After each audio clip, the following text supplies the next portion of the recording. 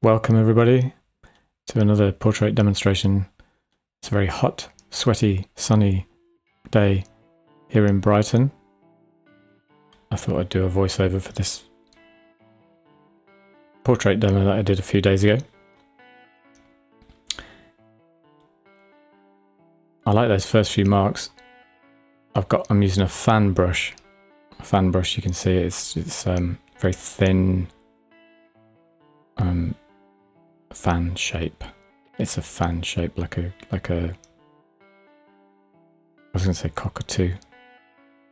Peacock. That's it. That's the fella. Peacock's tail. I'm painting with a peacock's tail. My son came in a while ago and said, "Do you make wishes on an eyelash?" I thought that was quite nice. I haven't, but maybe that's something we should start doing. Wishing upon an eyelash. Anyway, I'm painting with a cockatoo's tail. It kind of loosens you up because a smaller brush, you get too tight too quickly. So I'm just sort of splashing the paint around, and it's a process of putting the mark down and then just assessing whether it looks like the thing you want it to look like. So simple. But it is a question of putting the mark down first, almost. I mean, obviously you want to be precise, but at this stage, you just got to put stuff down and amend it. And you can amend it because with this is thinned down oil paint with terps. And it's very runny and watery, and if you have a nice shiny surface, which I've got on a board here, I've used Michael Harding's non-absorbent primer, I think it's called, and that gives you quite a smooth surface which you can pull the paint off. If you've got a really absorbent surface, like a sort of cheaper canvas or like a cheap gesso, it kind of soaks up the paint and then it's harder to wipe it away. But this is quite a nice approach because you can just constantly amend what you're doing and you don't feel tied down to what you've done. You just wipe it away. And what's left, the residue, the kind of grey, is quite pure colour still because I'm only using two colours. Again, it's the transparent red oxide and the ultramarine blue. You can also use burnt sienna instead of transparent red oxide. So you can see me there just pulling the highlight on the nose with a rag, and the rag just soaks up the paint and leaves it pretty much the canvas, the original colour tone. So it's quite fun, it's quite freeing. I did make a few mistakes, I think, before I got a likeness that I was happy with. I'm using the blue there for the hair because you can see that's a cooler, blacker colour. I think I get the chin a bit, well, I wasn't quite happy, but it took me a while and then I realised it and I think I wiped the chin out.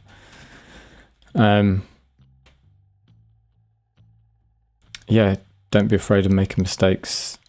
You just need a method that allows you to make mistakes, and oil paint is, even though it's thought of as a very kind of sophisticated way of painting or complicated way of painting, and that's really only because it's messier than acrylic and watercolour. It's messier because it's oil based. Right, I'm going in with thicker paint now. Now I'm happy with the lightness. Yeah, it has that reputation of being more complex, I suppose, because it is messier. You kind of need to know what you're doing a little bit. You need a little bit of understanding of how it works. But actually, once you have the basics, it's very forgiving. It's much more forgiving than acrylic and watercolour. Watercolour, you just can't make a mistake because it's down. Once it's down, it's down. If you try and change it, you just kill it. You lose all the vibrancy.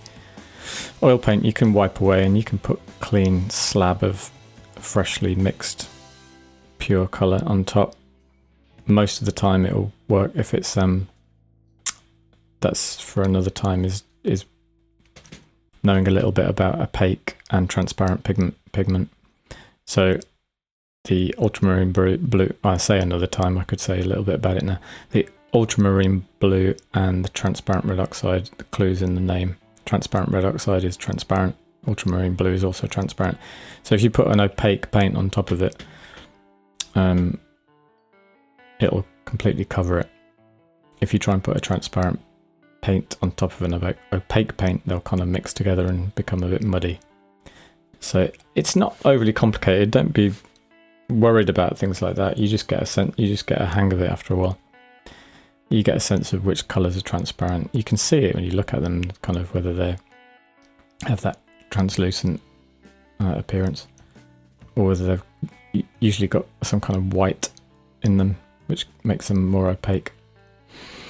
I think a lot of portrait painters used to like using lead white because it had more of a transparency to it. It was less opaque, and I think zinc white as well is less opaque than the commonly used titanium white, which is what I'm using here. Titanium white is, well, I don't want to use lead white because I'm a messy. I don't use cadmium colours either because I'm quite messy and I get it all over my hands. And I live in a house. I paint in the house, not in a studio. Well, the studio's in the house, but it's not external. And I don't want to be getting cadmium paint in the house, especially with my young son. You got to be careful about all the toxic stuff that's in the environment. You can use gloves, and if you're a careful painter, you can use them okay. They're nothing to worry about, but I choose not to use them. So yeah, it's getting somewhere now, I think. It felt like it was good. This probably took about 2.5 hours maybe from start to finish. I think I did it in 2 stints.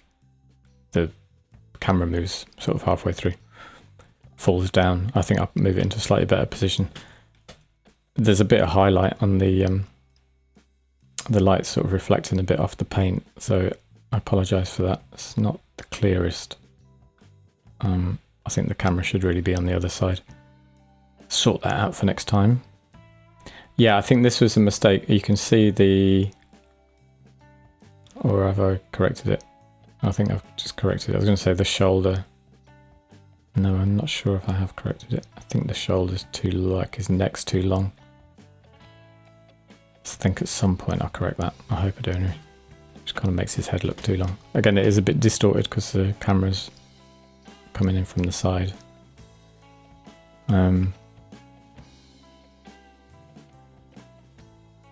Yeah, and I put the blue down. I don't know why I put blue down. Sometimes you just make these choices. I just thought blue. I don't know. And it's way too much. I don't like it. Ugh.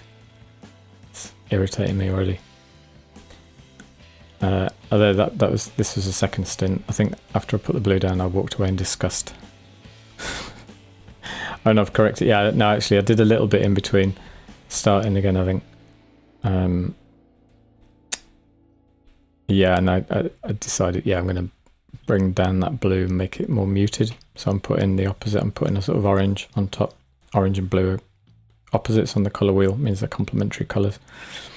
So they kind of vibrate off each other. So you've got a sort of slightly dirty orange against the blue. I might even go back at some point and just redo that background, because I quite like the way the head went in the end. And yeah, I changed it. Like you can see, I fixed the shoulder, so he's looking a lot more muscular and less thin-necked. I think maybe that's it. Am I just looking at it now going, what have I done? Or do I do a bit more? No, I think I do a bit more. I could have stopped here because it was only a sketch really, but I think I wanted to increase the lights a bit more, give it a bit more form. we shall see what happens, what develops.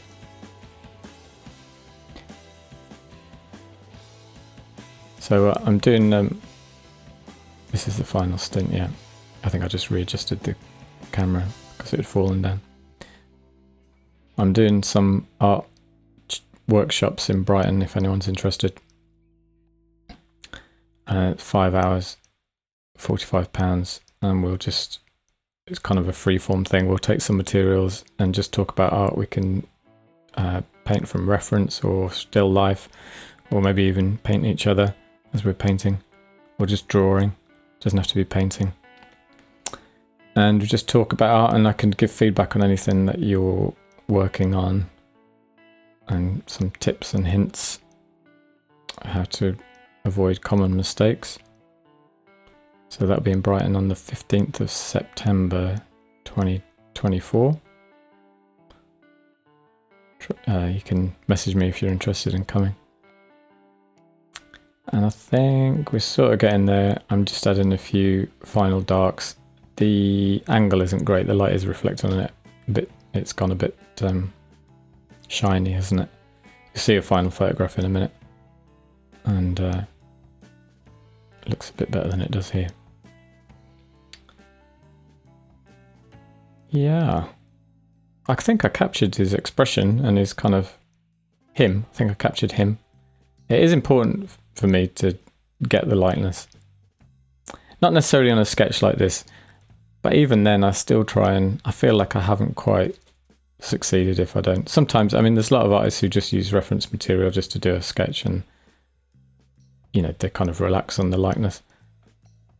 And yeah, that's a good approach, because there's nothing wrong with that.